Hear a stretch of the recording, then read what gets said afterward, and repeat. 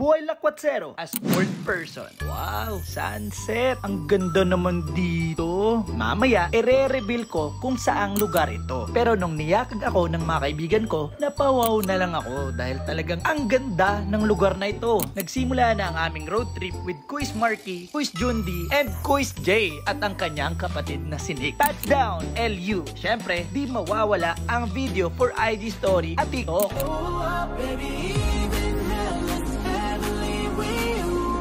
Hindi talaga mabubuo ang galaan kung wala talagang mga ganyang eksena. Sir Miji.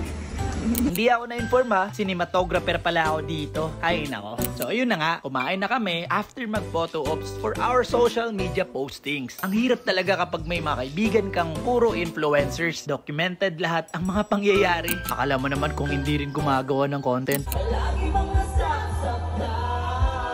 Matapos ang aming kulitan at kantahan, we proceed to our next itinerary. Manta lang naman ako at gumimik kami.